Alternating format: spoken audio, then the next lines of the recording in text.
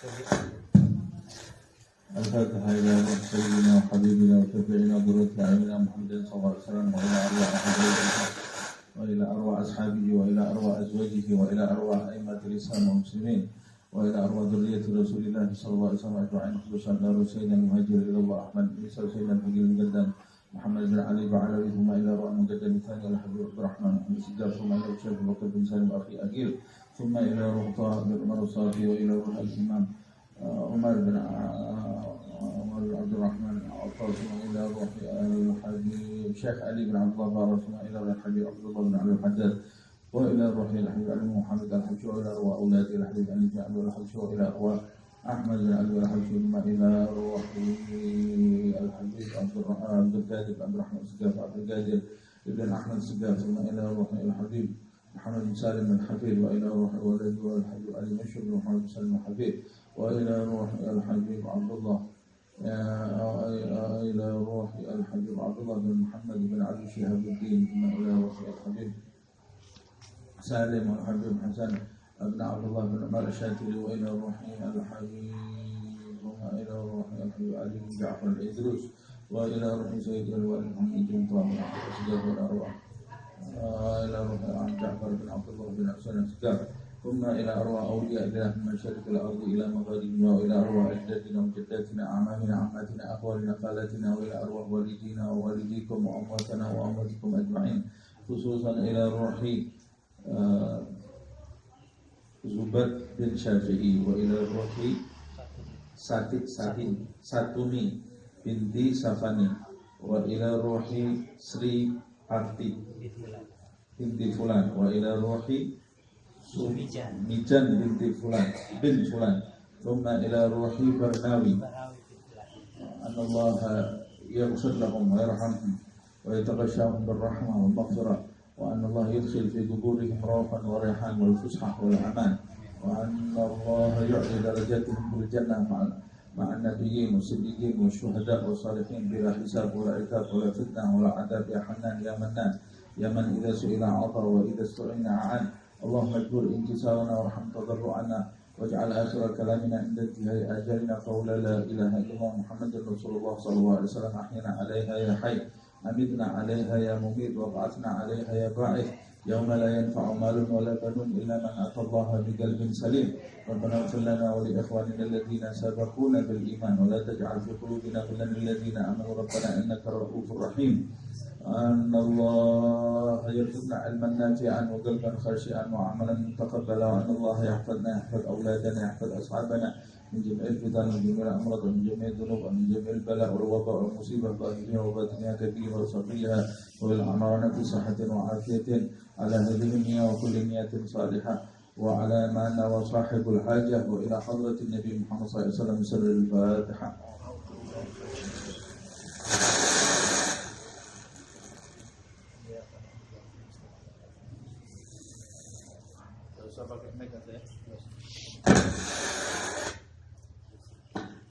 Satu ruangan kedengeran semua. Ya.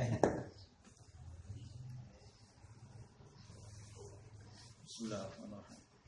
Ya Rabbi salli ala Muhammad, Ya Rabbi salli alaihi wa sallim. Ya Rabbi salli ala Muhammad, Ya Rabbi salli alaihi wa sallim. Ya Rabbi salli ala Muhammad habibika syafi'il musyaffa'. Ya Rabbi salli ala Muhammad habibika syafi'il musyaffa'. Ya Rabbi salli ala Muhammad a'lal wara rutbatan wa arfa'. Ya Rabbi salli ala Muhammad a'lal wara rutbatan wa arfa'. Ya Rabbi salli ala Muhammad asmal baraya jahan wa awsa'. Ya Rabbi salli ala Muhammad asmal baraya jahan wa awsa'. Ya Rabbi salli ala Muhammad wasluk bina Rabbi khaira mahya'. Ya Rabbi salli ala Muhammad wasluk bina Rabbi khaira mahya'. Ya Rabbi صل على محمد وعافنا واشف كل موجع. يا ربي صل على محمد وعافنا واشف كل موجع. يا ربي صل على محمد وأصلح القلب واعف وانفع. يا ربي صل على محمد وأصلح القلب واعف وانفع. يا ربي صل على محمد واكف المعادي واصرفه واردع. يا ربي صل على محمد واكف المعادي واصرفه واردع. يا ربي صل على محمد نحل في حصنك الممنع. يا ربي صل على محمد نحل في حصنك الممنع. يا ربي صل على محمد رب ارضى عنا رضاك الأرفع. يا ربي صل على محمد رب ارضى عنا رضاك الأرفع. يا ربي صل على محمد واجعل لنا في الجنان مجمع. يا ربي صل على محمد واجعل لنا في الجنان مجمع. يا ربي صل على محمد رافق بنا خير خلقك اجمع. يا ربي صل على محمد رافق بنا خير خلقك اجمع. يا ربي صل على محمد يا ربي صل عليه وسلم. يا ربي صل على محمد يا ربي صل عليه وسلم. اللهم صل وسلم وبارك عليه وعلى آله. Asurannya Mas. Kesidah dulu.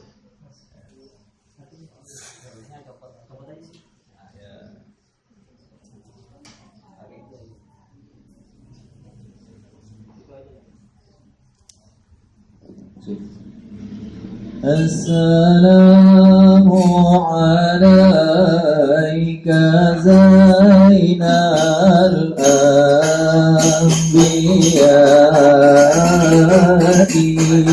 السلام عليك السلام عليك زين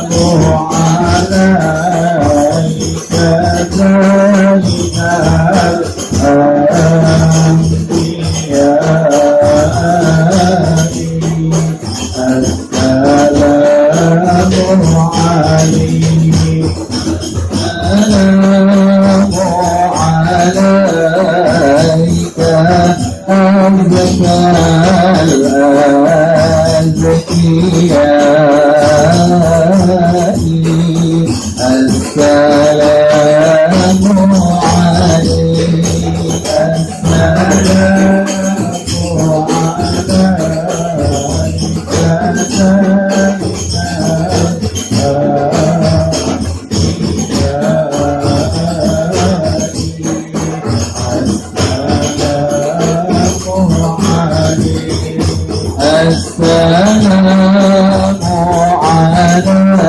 عليك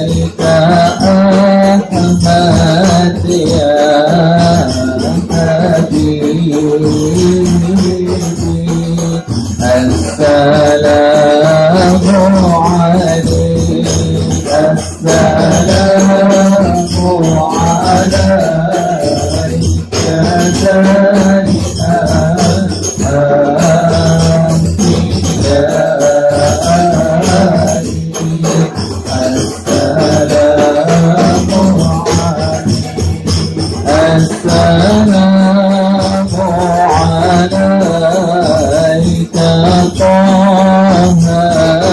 يا طبيبي السلام عليك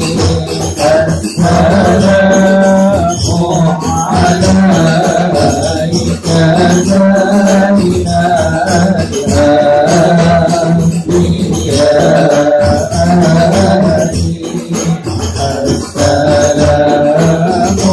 عليك زين السلام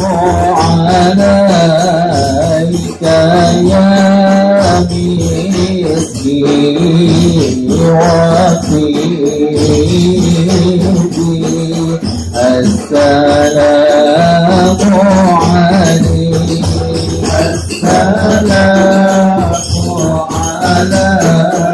عليك السلام عليك يا بدر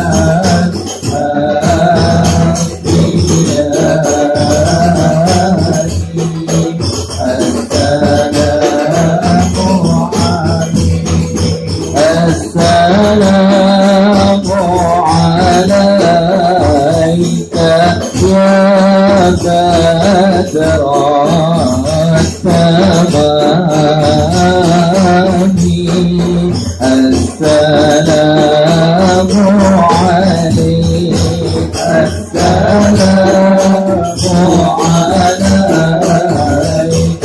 السلام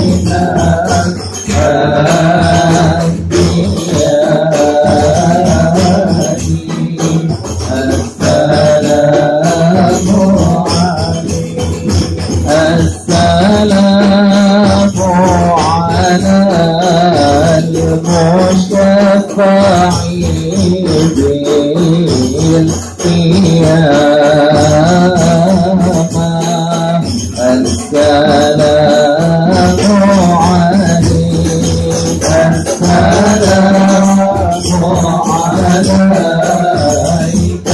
السلام عليك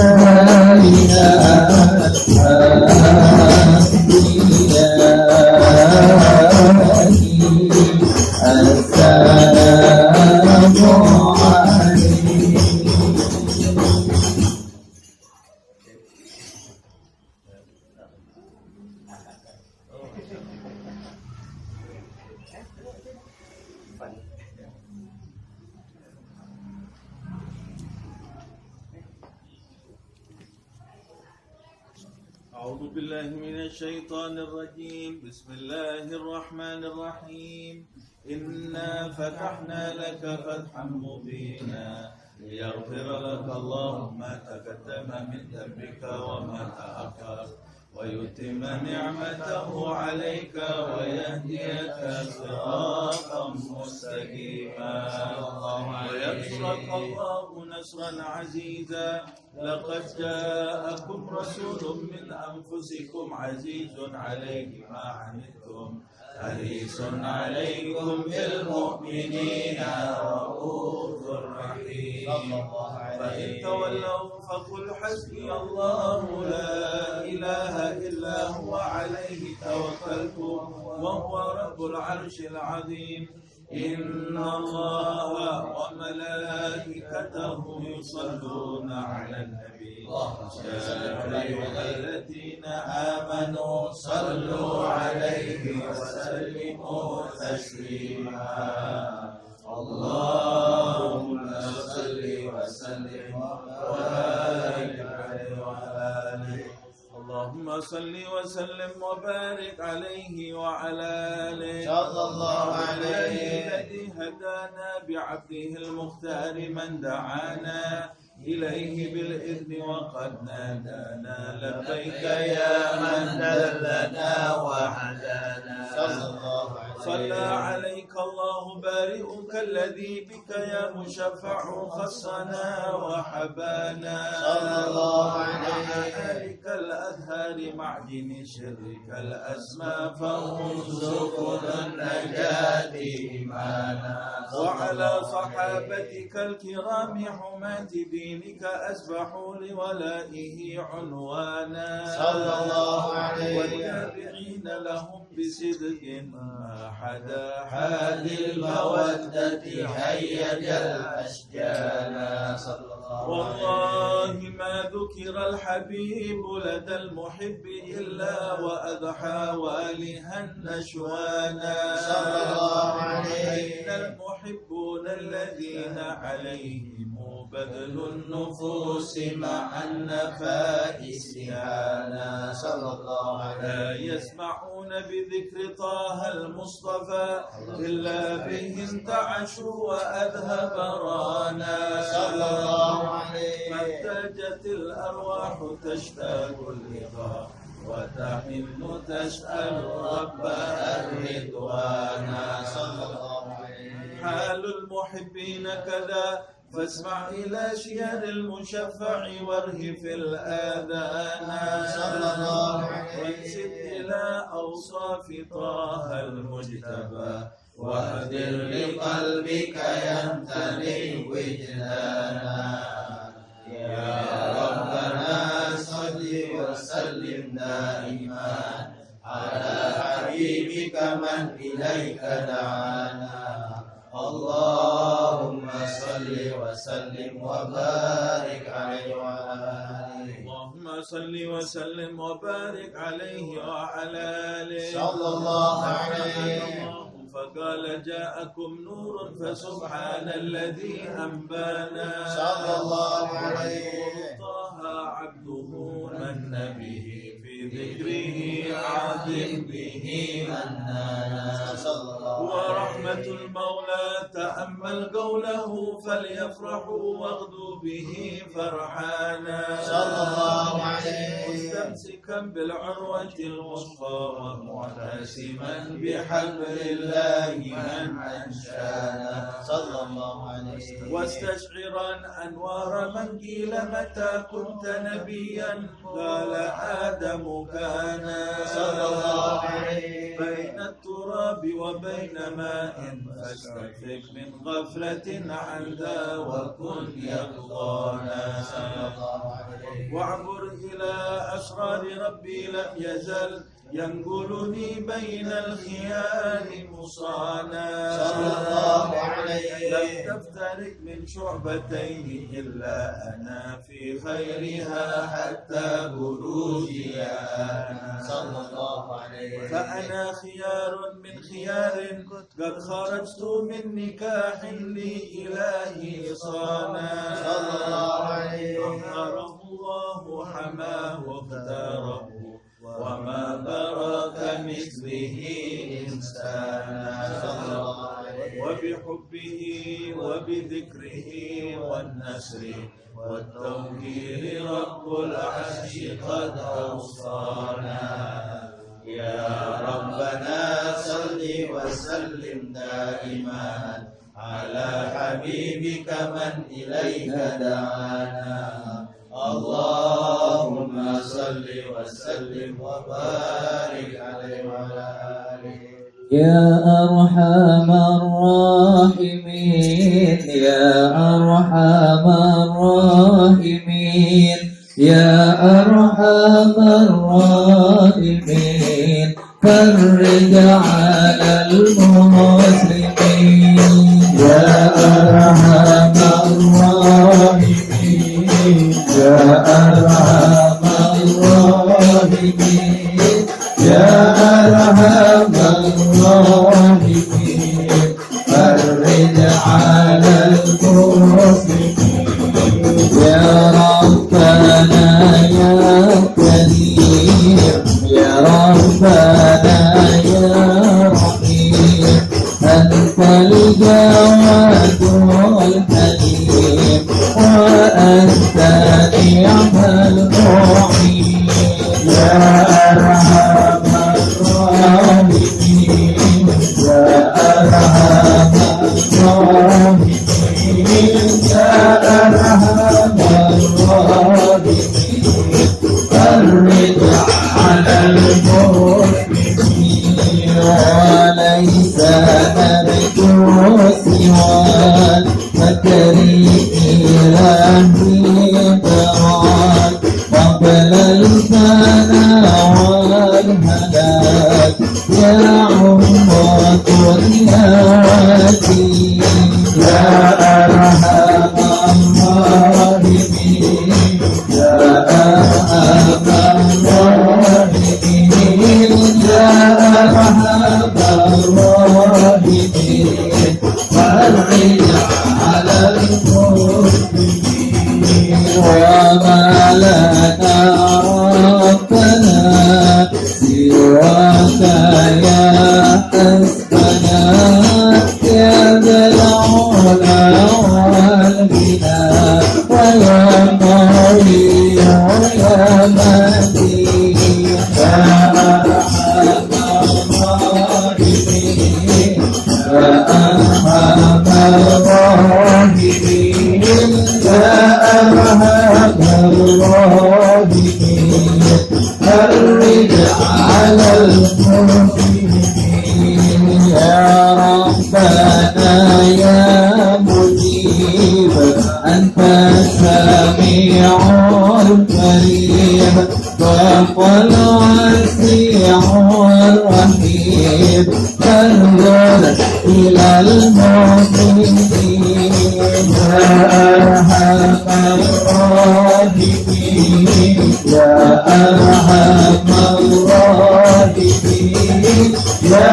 أرحم الراحمين فرج على المسلمين نظرت تزيل العنا عنا وتدهي المنى منا وكل الهنا نعطاه بكل حين يا أرحم الراحمين يا أرحم الراحمين يا أرحم الراحمين فرج على المسلمين في جاه طه الرسول قد ربنا بالقبول وهب لنا كل سؤال رب استجب لي آمين يا أرحم الراحمين يا أرحم الراحمين يا أرحم الراحمين فرج على المسلمين في جاه طه الرسول ربنا بالقبول وهب لنا كل صال رب استجب لي آمين يا أرحم الراحمين يا أرحم الراحمين يا أرحم الراحمين فرج على المسلمين واغفر لي كل الذنوب واستر لي كل العيوب واشف لكل القلوب واغفر أذى المؤمنين يا أرحم الراحمين يا أرحم الراحمين يا أرحم الراحمين فرج على المسلمين وفتن بأحسن كتاب إذا كان العين صراط وهذا دين الإمام وبدا رجعك يا أرحم الراحمين يا أرحم الراحمين يا أرحم الراحمين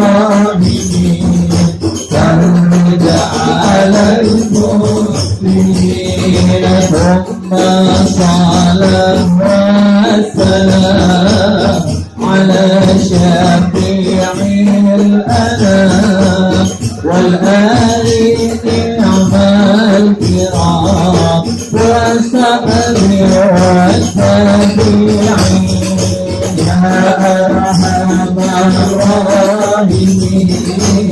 يا أرحم الراحمين يا أرحم الراحمين فرج على المسلمين.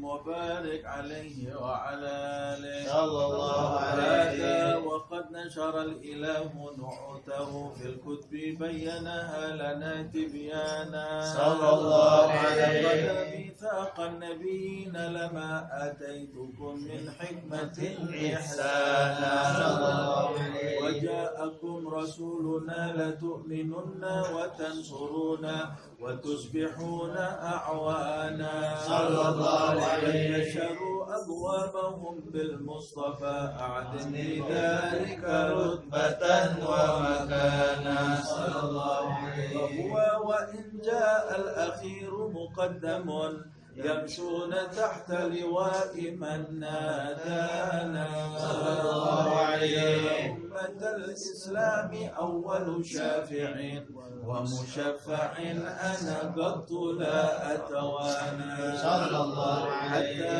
أنادى ارفع وسل تعطى وقل يسمع لقولك نجم فخرك بانا صلى الله عليه. ولواء حمد الله جل بيدي ولا أولا آتي أنا الجنانا صلى الله عليه. وأكرم الخلق على الله أنا ولقد حباك الله منه حنانا صلى الله عليه. ولسوف يعطيك فترضى جل من معت تكاثر عن عطاه نهانا صلى الله عليه. كرر ذكر واسم محمد صلى الله عليه. عن القلوب الرانا يا ربنا صل وسلم دائما على حبيبك من إليك دعانا. اللهم صل وسلم وبارك عليه وعلى آله. اللهم صل وسلم وبارك عليه وعلى آله. لما كان وقت البروز لأحمد عن إذن من ما شاءه قد كان صلى الله عليه. حلمت به الأم الأمينة بنت وهب من لها أعلى الإله مكانا صلى الله عليه. من والد المختار عبد الله ابن عبد المطلب رأى البرهان صلى الله عليه. قد كان يغمر نور طه وجهه وسرى إلى الابن الموصول عيانا صلى الله عليه. وهو ابن هاشم الكريم الشهم ابن عبد مناف ابن قصي كان صلى الله عليه.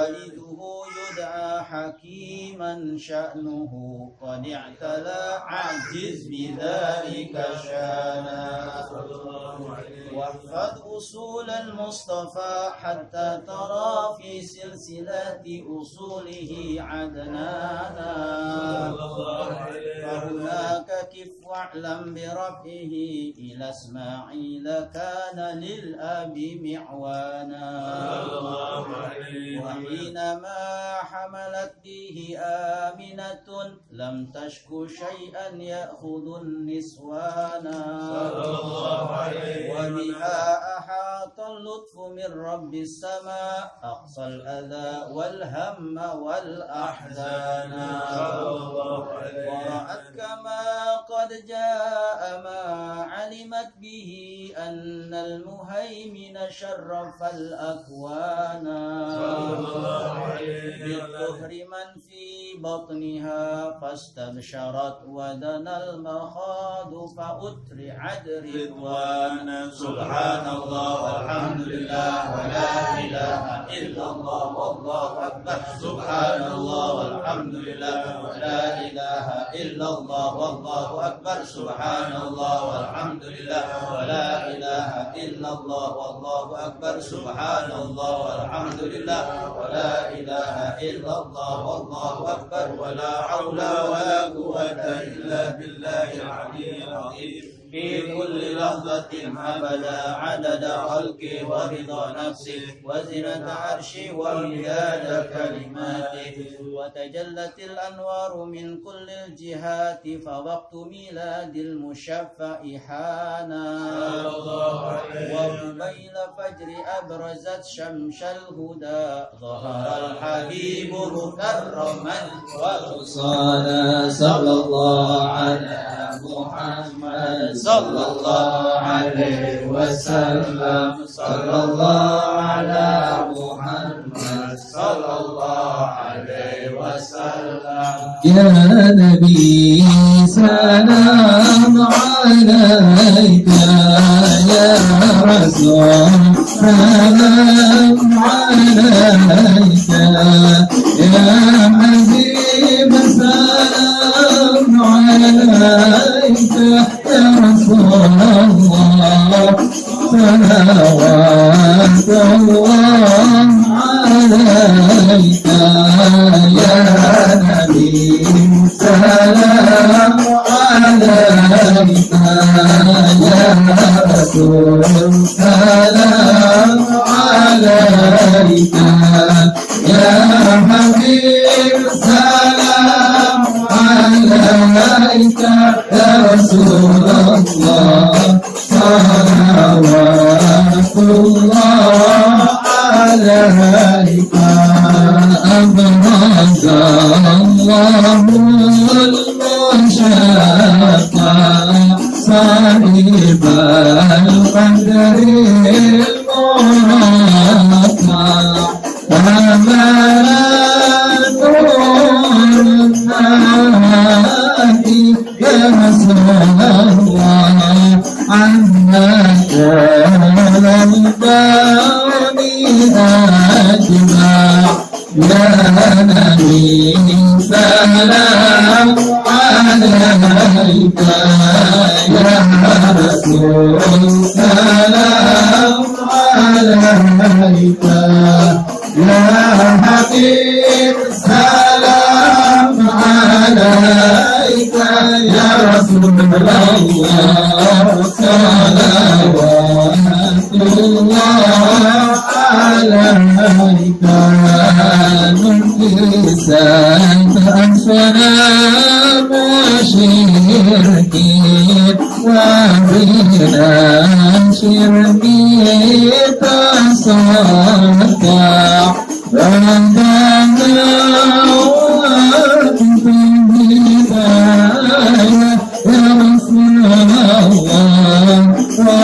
وإيمان الفريد تزعزع يا نبي سلام عليك يا رسول سلام عليك يا حبيب سلام عليك يا رسول الله صلوات الله عليك مرحبا أهلا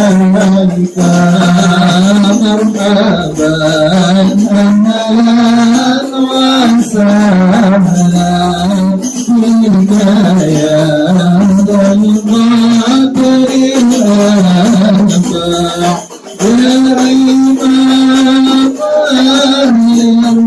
النساء يا رسول الله من به الآفات تتبع يا نبي سلام عليك يا رسول سلام عليك يا حبيب سلام عليك يا رسول الله صلوات الله عليك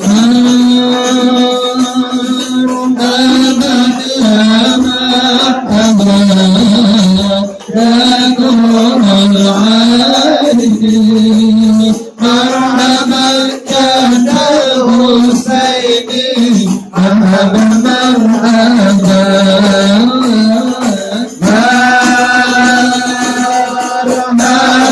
يا مرحبا يا نور العين مرحبا يا الحسين مرحبا مرحبا انت خير بشر ولدنا لا تنور الخلق تفزع وينادون ترانا عندنا من أولي الأقوام طلع البدر علينا من ثنيات الوداع وجب الشكر علينا هذا لله فلما أنت فتسجد وتنادى شفعة شفاعة فعليك الله صلى ما بدا النور وشاشا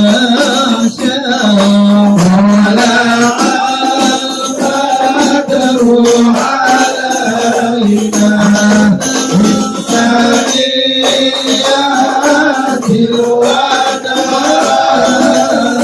وجب الشكر علينا ما دعا لله دعوتك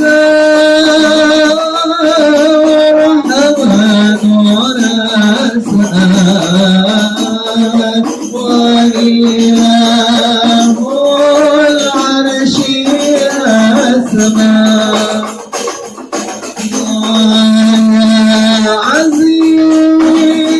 عظيم المبني يا رب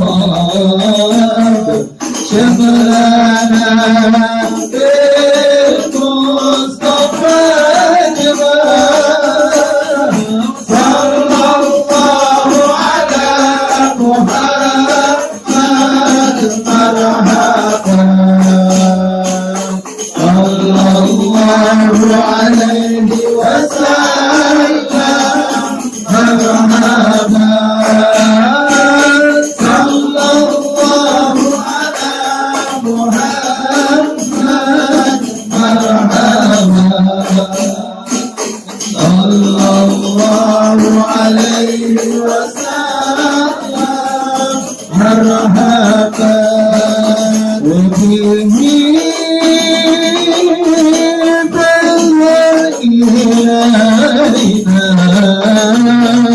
وعدنا بكل ما تمام وكفينا كل الملايا ودفعي الآفات والرفاع صلى الله على محمد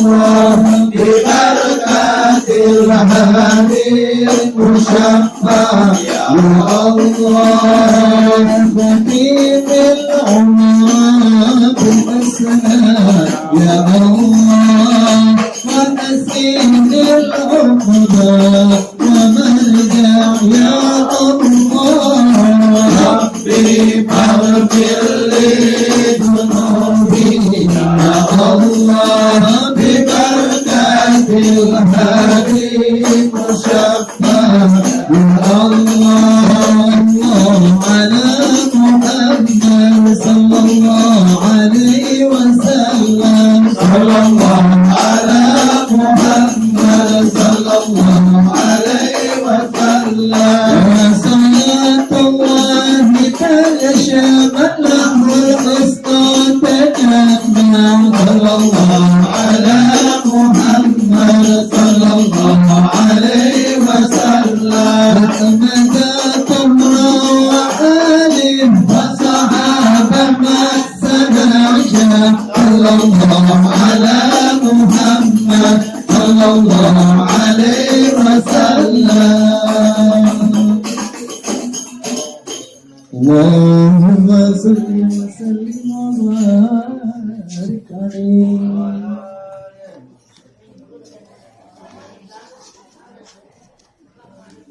الفاتحة على اسم المبارك محمد أنيس برناوي، أن الله يجعله من عيال السلامة آمين.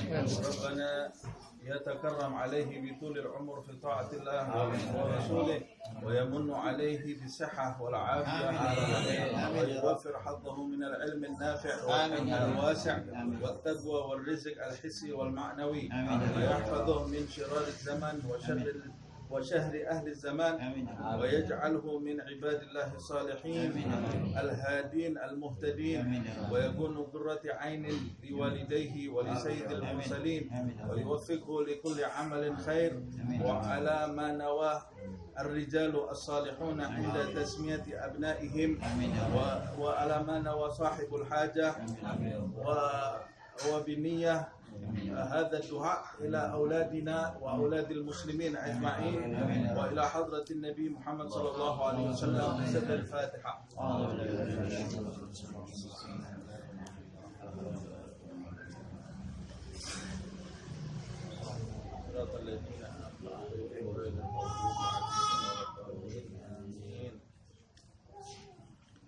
بسم الله الرحمن الرحيم.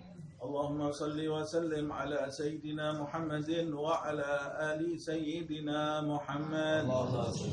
ولقد أشرت لنعت من أوصافه تحيي القلوب تهيج الأشجان صلى الله عليه قد أثنى عليه فما يساوي القول منا أو يكون ثنانا لكن حبا في السرائر قد دعا لمديح صفوة ربنا وحدانا وإذ امتزجنا بالمودة ها هنا نرفع أيدي فقرنا ورجانا للواحد الأحد العلي إلهنا متوسلين بمن إليه دعانا مختاره وحبيبه وصفيه زين الوجود بالإله حبانا آمين. يا ربنا يا ربنا يا ربنا بالمصطفى اقبلنا أجب دعوانا آمين. أنت لنا يا ذكرنا في هذه الدنيا وفي أخرانا آمين. أصلح لنا الأحوال واغفر ذنبنا ولا تؤاخذ ربي إن أخطانا آمين. واسلك بنا في نهج النهج طه المصطفى ثبت على قدم الحبيب خطانا أرنا بفضل منك طلعة أحمد في بهجة عين الرضا ترعانا واربط به في كل حال حبلنا وحبال من ودى ومن والانا والمحسنين ومن أجاب نداءنا وذوي الحقوق وطالبا أوصانا والحاضرين وساعيا في جمعنا ها نحن بين يديك أنت ترانا ولقد رجوناك فحقق سؤلنا واسمع بفضلك يا سميع دعانا وانشر بنا سنة طه في بقاع الأرض واجمع كل من عادانا وانظر إلينا واسقنا كأس الهنا واشفي وعافي عاجلا مرضانا وانظر إلينا واسقنا كأس الهنا واشفي وعافي عاجلا مرضانا واقضي لنا الحاجات وأحسن ختمنا عند الممات وأصلحا عقبانا يا رب واجمعنا وأحبابا لنا في دارك الفردوس يا رجوانا يا رب واجمعنا وأحبابا لنا في دارك الفردوس يا رجوانا يا رب واجمعنا وأحبابا لنا في ذلك الفردوس يا رجوانا بالمصطفى صل عليه وآله ما حركت ريح الصبا أغصانا سبحان ربك رب العزة عما يصفون وسلام على المرسلين والحمد لله رب العالمين بسر الفاتحة.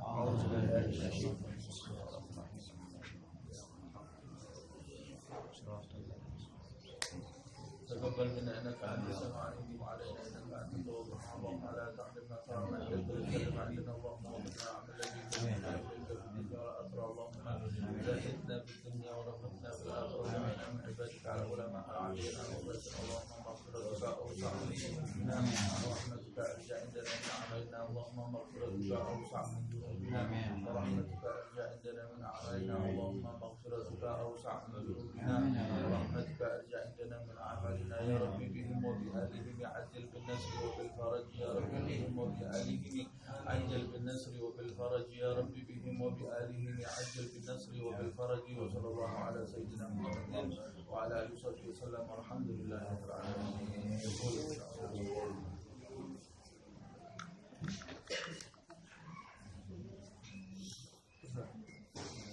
Oh itu masalah. Tidak usah baca. Bismillahirrahmanirrahim. Alhamdulillah rabbil alamin. Allahumma salli wa sallim ala sayyidina Muhammad wa ala alihi sayyidina Muhammad. Alhamdulillah, di pagi hari ini kita sama-sama bersyukur kepada Allah Subhanahu wa taala. Pertama atas lahirnya anak Muhammad Anis Barnawi, dan mudah-mudahan Allah Subhanahu wa taala menjadikan Muhammad Anis juga anak-anak kita semua menjadi anak-anak yang saleh, sehat jasad dan sehat batinnya. Amin. Selamat lahir batin dari segala bentuk musibah, lahir batin dari segala bentuk penyakit, dari segala bentuk bencana, dan dijadikan anak-anak yang tumbuh mencintai Allah, mencintai Rasulullah, berbakti kepada Allah, berbakti kepada Rasulullah, berbakti kepada kedua orang tuanya, dan menjadi anak-anak yang bahagia hidupnya dunia dan akhirat. Amin. Yang kedua, kita bersyukur kepada Allah Subhanahu wa taala yang mempertemukan kita di dalam tempat ini dan di dalam acara ini Semoga Allah Subhanahu wa taala seperti halnya mempertemukan kita di tempat ini, ketemu lagi nanti di surga Allah. Amin ya rabbal alamin, setelah panjang umur, sehat walafiat insyaallah. Amin ya rabbal alamin. Acara-acara seperti ini adalah acara yang sangat dianjurkan di dalam agama Islam, mengumpulkan orang untuk bersyukur kepada Allah Subhanahu wa taala, mengingat Allah Subhanahu wa taala, bersilaturahmi, kemudian sama-sama saling wasiat mewasiati dalam kebenaran dan wasiat mewasiati dalam kesabaran, juga sama-sama berkumpul mengenang sifat-sifat yang indah, sifat-sifat Nabi Muhammad SAW, mengingat sejarah Rasulullah SAW yang tadi kita baca bersama. Acara seperti ini, kalau kita duduk dengan niat yang baik, maka kita keluar akan membawa manfaat duniawi dan manfaat ukhrawi, manfaat lahiriah dan manfaat batiniah. Sebab di acara seperti ini, kita sadar atau tidak sadar, Allah Subhanahu wa taala mengguyurkan rahmat yang sangat deras sekali, melebihi derasnya hujan yang paling deras yang pernah kita lihat seumur hidup kita. Derasnya rahmat Allah Subhanahu wa taala itu yang menjadikan kita duduk ini merasakan damai, merasakan tentram. Tapi lebih dari itu, jika ada tetesan rahmat tadi yang masuk ke dalam hati kita, maka kita akan keluar dari tempat ini membawa kebaikan dunia dan akhirat. Tetesan rahmat Allah Subhanahu wa taala itu yaitu pandangan dari Allah Subhanahu wa taala ke dalam diri seorang hamba di acara-acara seperti ini. Rasulullah SAW menyebutkan di dalam sabdanya, Innallaha la yanzuru ila suwarikum wala ajsadikum walakinallaha yanzuru ila qulubikum. Allah Subhanahu wa taala tidak memandang paras kalian, tidak memandang jabatan kalian, tidak memandang tampilan kalian, tidak memandang nasab kalian. Yang dipandang oleh Allah Subhanahu wa taala adalah hati kalian. Bagaimana hati kalian di tempat-tempat seperti ini? Kalau hati kita ini memiliki akidah yang benar sesuai dengan keyakinan Nabi Muhammad SAW, dan hati kita tidak dikotori oleh perbuatan maksiat, kalau kita berbuat maksiat segera bertaubat kepada Allah Subhanahu wa taala, dan hati kita ini tidak ada di dalamnya sifat-sifat tercela, sifat sombong, sifat bangga diri, sifat prasangka buruk, sifat iri hati, sifat riya, pamer, tidak bertujuan kecuali kepada Allah Subhanahu wa taala. Kalau hati kita bersih dari sifat-sifat tercela ini, maka kita setiap hadir di acara-acara seperti ini akan keluar membawa kebaikan dunia dan akhirat. Amin. Tapi kalau hati kita ini penuh dengan titik-titik maksiat karena perbuatan, kalau hati kita memiliki keyakinan yang menyimpang dari keyakinan Rasulullah SAW, maka tidak ada rahmat yang masuk ke dalam hati kita. Atau hati kita ini penuh dengan lubang-lubang maksiat, kalau ada tetesan rahmat yang masuk, keluar lagi. Atau hati kita ini penuh dengan najis sombong, najis riya, kalau ada tetesan rahmat yang masuk, tercampur dengan najis tadi, sehingga tidak bisa bermanfaat nantinya. Makanya kita dapati ada orang hadir majelis berkali-kali, hadir maulid berkali-kali, membaca Al-Quran berkali-kali, tapi dia memiliki perilaku yang tetap tidak berubah, tidak meningkat kualitasnya di sisi Allah Subhanahu wa taala, karena hatinya perlu diperbaiki. Nah, bukan berarti kemudian ya sudah mulai besok saya tidak hadir majelis saja karena tidak ada perubahan. Enggak, terus hadir majelis karena kita perlu tetesan rahmat dari Allah Subhanahu wa taala. Terus hadir majelis sambil memperbaiki kualitas hati kita. Nanti akan tiba masanya pandangan Allah Subhanahu wa taala itu jatuh ke hati kita dan akan menjadikan kita hidup bahagia dunia dan akhirat.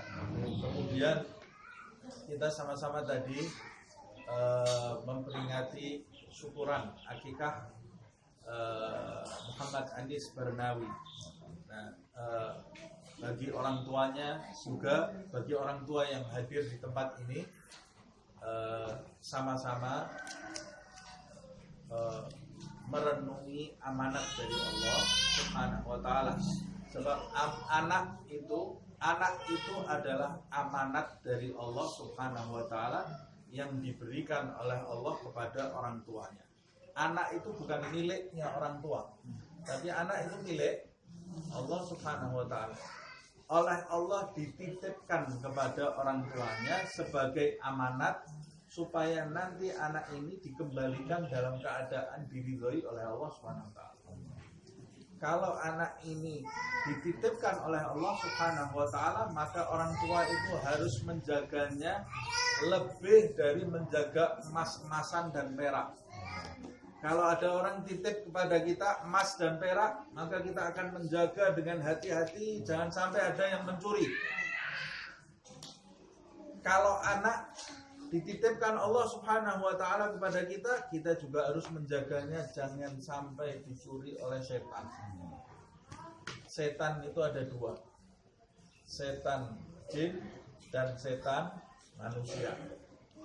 Setan jin ini membisikkan hal-hal yang buruk ke dalam hati kita. Kalau setan manusia mencontohkan hal-hal yang buruk di dalam hidup kita. Setan jin dan setan manusia itu lebih bahaya setan manusia. Allah berfirman di dalam surat An-Nas, Qul a'udzu birabbin nas, malikin nas, ilahin min syarril waswasil khannas alladzi yuwaswisu fi sudurin nas. Yang memberikan bisikan-bisikan ke dalam dada manusia, minal jinnati, dari golongan jin dan dari golongan manusia. Kata guru saya, kalau mana yang lebih bahaya, setan yang jin atau setan yang manusia? Setan yang manusia ini lebih bahaya. Setan jin itu kalau kita bacakan ayat kursi, lari dia. Kalau dengar adzan, kata Rasulullah, setan itu kalau dengar adzan lari terkentut-kentut. Kata Nabi Muhammad SAW, takut terhadap suara adzan. Jadi kalau ada orang diganggu setan jin, kita bacakan adzan saja, lari setan jin itu. Tapi kalau setan manusia ini, kadang-kadang kita baca ayat kursi, dia bisa baca Al-Baqarah. Nah, kita baca surat An-Nas, dia bisa baca surat Ali Imran, surat An-Nisa-nya sekalian, dia kadang-kadang hafal. Tapi dia punya akidah yang menyimpang. Dia punya jalan hidup yang menyimpang. Kalau anak kita berteman dengan dia, ini bahaya. Bisa tertipu nanti. Bisa tertipu. Kalau sudah tertipu, akidahnya menyimpang, hidupnya akan terus menyimpang, nanti akan menelorkan keturunan yang menyimpang pula. Jadi yang pertama dijaga adalah pergaulan. Pergaulan. Pendidikan itu dimulai dari orang tuanya. Anak kecil itu belum tahu apa-apa, dia diumpamakan seperti kertas putih bersih. Kata Rasulullah SAW, kullu mauludin yuladu 'alal fitrah. Setiap bayi yang lahir itu dia lahir fitrah, suci, bersih. Bersih, tidak ada kotoran sedikit pun. Kata Nabi, fa'abawahu. Yang tanggung jawab siapa? Fa'abawahu. Abawah itu maksudnya ibu dan ayahnya.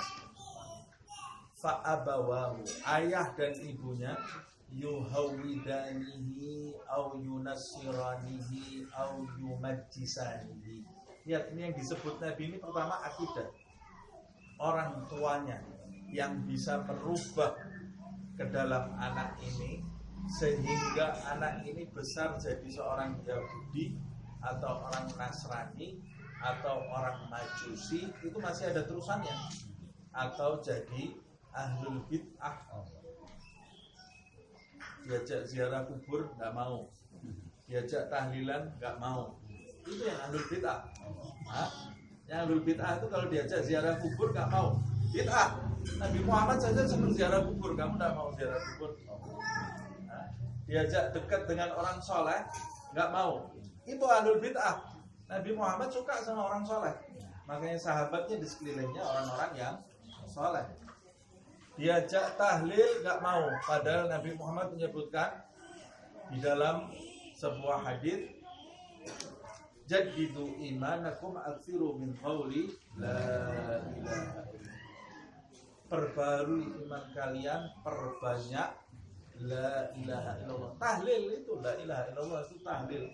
Diajak mendoakan orang mati nggak mau, bid'ah. Kamu ini ahlul bid'ah, masa mendoakan orang yang sudah wafat nggak mau? Padahal Allah mengajarkan di dalam ayat suci Al-Quran, Rabbana ighfir lana wali ikhwanina alladhina sabaquna bil iman. Itu doa buat orang yang sudah wafat. Allah mengajarkan kepada kita mendoakan orang yang sudah wafat. Ini tidak mau mendoakan orang yang sudah wafat. Berarti ahlul bid'ah, menyimpang dari ajaran Nabi Muhammad Sallallahu Alaihi Wasallam. Pilih pergaulan dengan orang-orang yang akidahnya lurus. Orang-orang yang akidahnya lurus itu bukan orang yang hafal Quran, bukan orang yang pintar ceramah, bukan orang yang menguasai bahasa Arab, bukan orang yang menguasai hadis. Orang yang akidahnya lurus itu adalah orang yang memahami agama sesuai dengan pemahamannya Nabi Muhammad SAW. Kalau pemahamannya menyimpang, walaupun dia hafal Quran, dia tidak sama dengan Rasulullah SAW.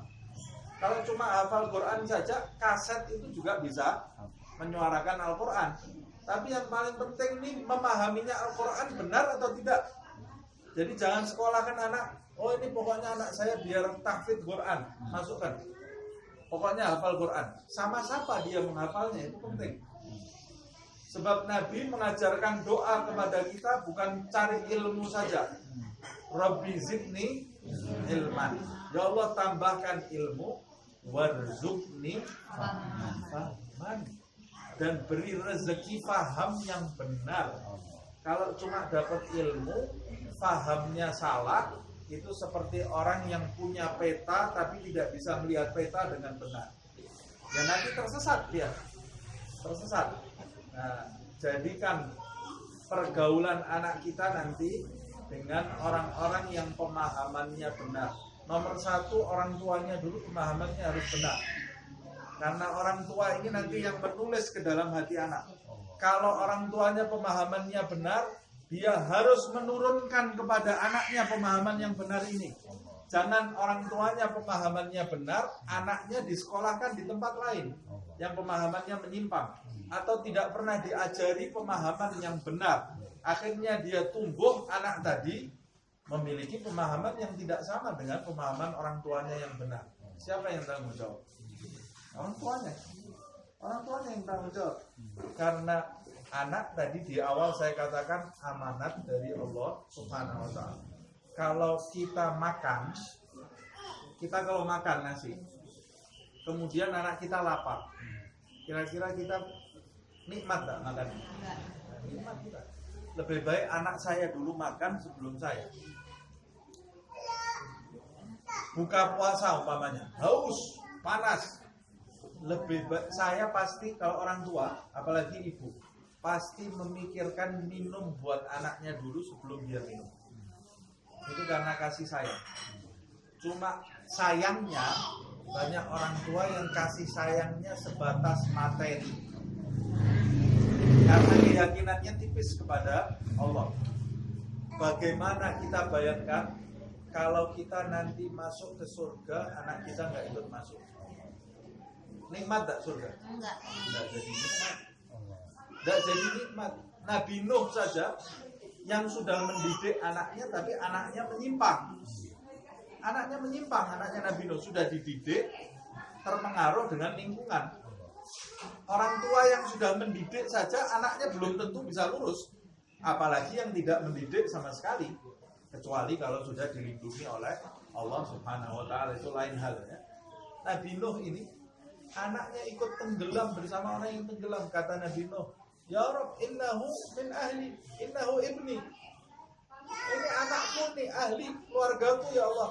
Kata Allah, laisa ibni, itu bukan anakmu. Innahu amalun ghairu salihin, itu adalah hasil dari perbuatan yang tidak baik, perkumpulan yang tidak baik, akidah yang menyimpang.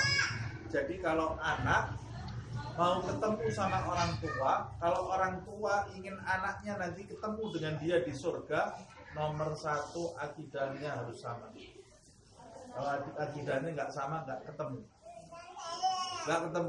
Walaupun darahnya sama, ini golongan darahnya sama, ini gennya sama dengan saya. Itu kalau di dunia. Kalau di akhirat akidahnya nggak sama, walaupun nasabnya nyambung, akidahnya nggak sama, nggak ketemu. Itu anaknya Nabi Nuh. Anaknya Nabi ini ya, anaknya Nabi Nuh, akidahnya menyimpang dari bapaknya, nggak ketemu. Kata Allah, innahu amalun ghairu shalih.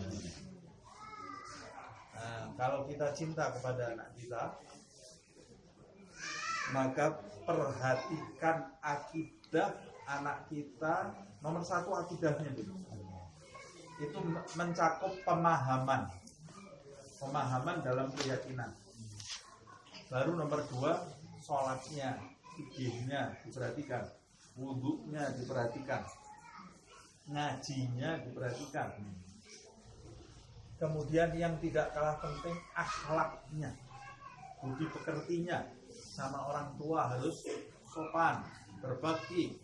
Jangan diketawai. Kalau anak bicara lancang kepada orang tuanya, ketawa. Dikira anaknya ini dari kecil ini ya, disangka anaknya, oh ini ayah saya senang kalau saya seperti ini, oh ibu saya suka kalau saya seperti ini. Kalau bicara yang tidak benar, jangan ditertawakan, walaupun masih kecil. Benarkan cara ngucap yang benar ke orang tua itu seperti apa. Nah, zaman sekarang ini banyak orang tua anaknya jadi seperti binatang piaraan. Tahu binatang piaraan? Didandani anaknya, difoto, ketawa difoto, ngomong salah di video, diviralkan, dididik nggak pernah. Nanti kalau sudah besar jadi musuhnya. Anak jangan dipajang, tapi dididik. Itu amanat, bukan untuk pameran, tapi untuk dididik, bukan untuk dipamer-pamerkan.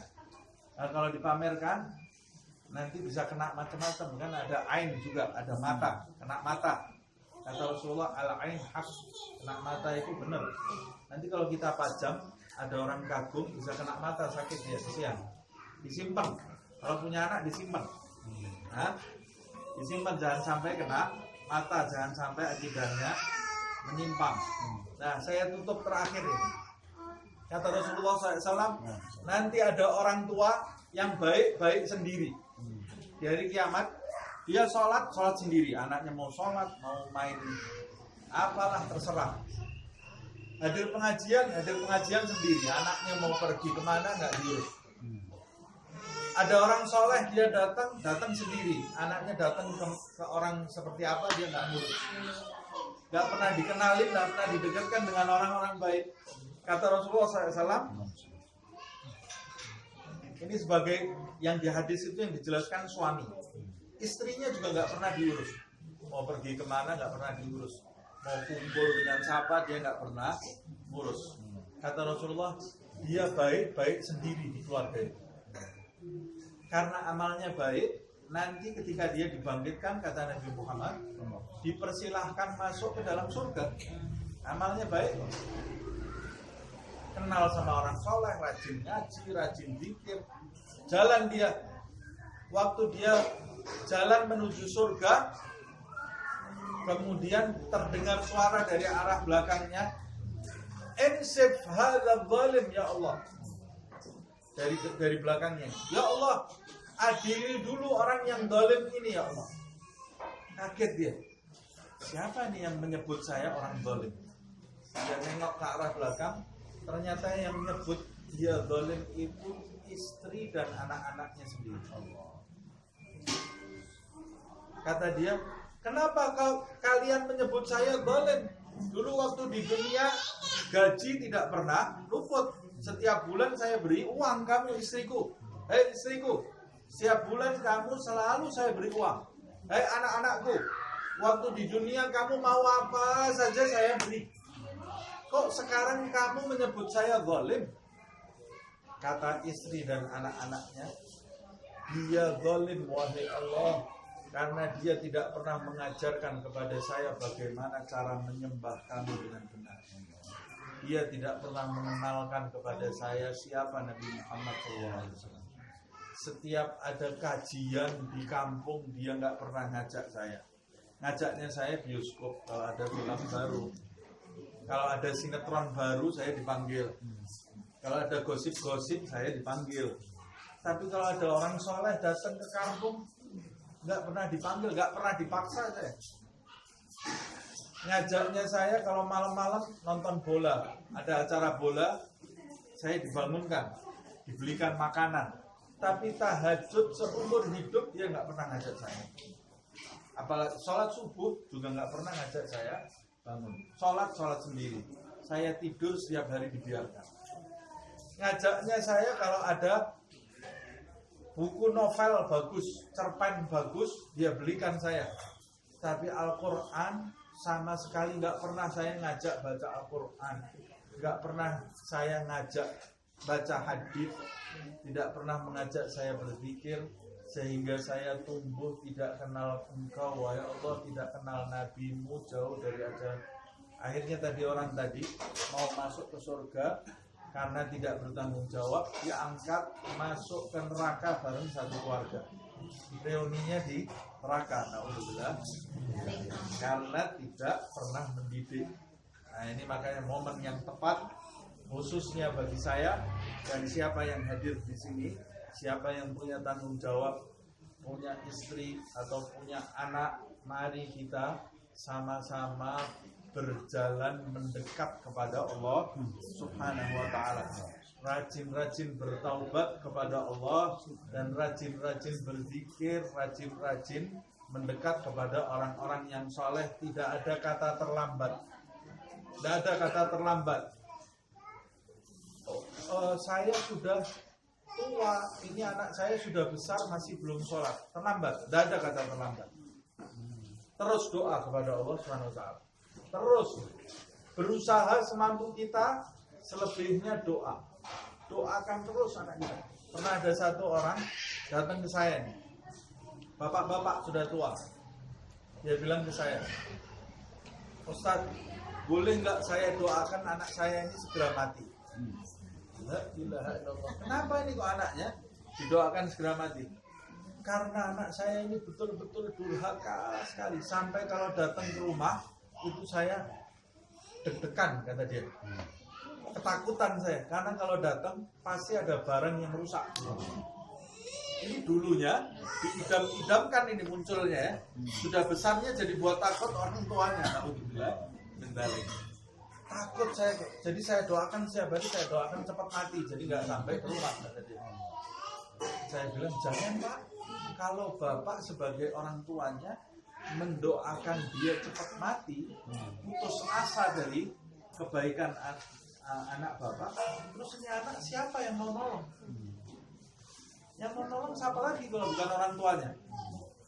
Mau nunggu Jibril turun dari langit, ketuk pintu, anak kamu bawa sini? Tidak ada. Yang bisa nolong anak kita itu adalah kita sendiri. Jadi seburuk apapun akhlaknya, jangan pernah kalah dengan setan. Setan putus asa merusak anak kita, tidak pernah putus asa, tidak pernah capek setan ini. Nah kita kalau jadi orang tuanya capek, ya berarti setan sudah menang. Sudah menang setan ini. Jadi kita sebagai orang tua, ya harus capek. Karena kita mau punya anak itu berarti daftar ke Allah jadi pendidik.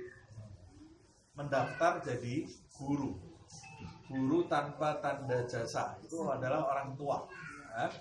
Tanpa ijazah, guru tanpa ijazah itu orang tua. Kalau kita minta anak, berarti kita minta kepada Allah untuk jadi guru. Jadi gurunya sampai kapan? Sudah besar, sampai salah satu mati. Salah satu mati, itu baru bebas tugas. Bebas tugas.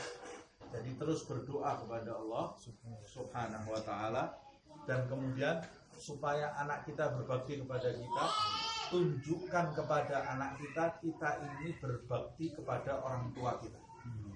Kata Rasulullah SAW, birru aba'akum tabirrukum abna'ukum. Berbaktilah kamu kepada orang tuamu, nanti anak-anakmu akan berbakti kepada diri. Kalau kita durhaka sama orang tua kita, nanti anak kita lihat. Seperti ada ceritanya, ada satu keluarga makan, punya bapak, bapaknya sudah lanjut usia. Kalau makan ngambil apa-apa tercecer gitu kan. Anaknya ini sumpah lihat bapaknya ini motor-motori meja kan. Akhirnya besok pagi dia buatkan kursi khusus buat bapaknya. Kata cucunya ini, anaknya ya, cucunya masih kecil ya. Loh, bapak, kakek kenapa ditaruh di kursi? Kata bapaknya, ya kakek kan sudah tua. Kalau dia makan kan kuah semua, nasi berjatuhan. Saya buatkan kursi khusus, meja khusus, jadi kita makannya bisa tenang. Padahal itu bapaknya nangis gitu waktu dibuatkan kursi khusus. Akhirnya besok pagi dia mau berangkat kerja, dia lihat anaknya ini yang masih kecil sedang ketok-ketok payu. Tok-tok, sibuk sendiri. Diajak bicara tidak jawab. Nak, diem aja dia, ketok. Sebentar Pak, saya lagi sibuk. Kata anak yang masih kecil. Kamu ini sedang sibuk apa? Masih kecil kok sibuk. Buat apa kamu? Saya sedang buat kursi buat bapak. Loh kenapa? Ya nanti jadi saya nggak perlu repot-repot. Saya sudah buat kursi buat bapak. Nanti kalau bapak tua, kursinya ini khusus buat bapak makan. Jadi nggak ganggu saya seperti kakek ganggu bapak. Lah, ini dia mengajarkan kepada anaknya bagaimana memperlakukan orang tua. Akhirnya mulai malam itu dipecah kursinya bareng makan sudah. Mau kotor meja nggak apa-apa, yang penting saya bisa kumpul dengan bapak saya. Nah kalau kita bicara kasar sama bapak kita, anak kita lihat. Kita menggerutu, anak kita lihat. Anak itu belajar dari orang tua tidak dengan nasihat, tapi dengan perilaku. Kita mau memberi nasihat sampai berbusa mulut kita, tidak ada gunanya. Jadi nggak usah teriak-teriak sama anak. Sama anak itu cukup tunjukkan. Kalau kita menunjukkan hal yang baik, nanti dia mengatakan hal yang baik. Kalau kita biasa megang Al-Quran, ya anak kita pegang Al-Quran. Kalau kita biasa pegang remote TV, terus kita mengharap anak kita pegang Al-Quran, mimpi itu namanya. Mimpi. Kalau kita pegang Al-Quran, seperti Habib Abdurrahman bin Muhammad Asghar, ditanya sama teman-temannya, kamu ini bisa tumbuh jadi orang yang soleh ini gimana sih? Kata dia, ya nggak gimana-gimana lah. Ya sudah saya tumbuh alami seperti ini. Bagaimana alami? Dulu waktu saya masih kecil, saya mau ngajak main bapak saya masih baca kitab. Saya mau ngajak main ibu saya masih di atas sejadah baca Al-Quran. Siapa yang mau ngajak main? Kata dia. Akhirnya saya nggak punya apa-apa kecuali nggak bisa apa-apa kecuali ambil sejadah, saya gelar di sebelah ibu saya baca Al-Quran bareng. Tumbuh jadi anak ya soleh, punya kedudukan tinggi di sisi Allah Subhanahu wa taala. Ini saya ngomongnya kepanjangan, kadang-kadang suka lupa. Mudah-mudahan kita termasuk orang-orang yang diberkahi oleh Allah Subhanahu wa taala, menjadi anak-anak yang soleh, anak-anak yang berbakti kepada orang tua, dan dikaruniai anak-anak yang soleh dan anak-anak yang berbakti kepada orang tua. Dijadikan kita memiliki pemahaman yang benar seperti pemahaman Nabi, keyakinan kita keyakinan yang benar, ibadah kita ibadah yang baik, mendatangkan hasil dunia akhirat. Begitu juga segala keturunan kita sampai di hari kiamat. Semoga Allah Subhanahu wa taala mempertemukan kita kembali, keturunan kita, keluarga kita, sahabat-sahabat kita di surga Allah Subhanahu wa taala tanpa didahului hisab, fitnah, siksa dan adab. Semoga Allah memberi hidayah kepada diri kita, kepada keluarga kita, kepada sahabat-sahabat kita, kepada penduduk kampung ini, dan juga kepada seluruh umat Nabi Muhammad SAW. Semoga Allah memberi hidayah kepada umat Nabi Muhammad, memaafkan segala kesalahan umat Nabi Muhammad, mengampuni dosa-dosa umat Nabi Muhammad SAW, dan menjadikan kita sebaik-baik umat Rasulullah SAW yang kelak dibanggakan oleh Rasulullah SAW. آمين يا رب العالمين على هذه النية وكل نية صالحة وعلى من وصاحب الحاجة وإلى حضرة النبي صلى الله عليه وسلم. سر الفاتحة.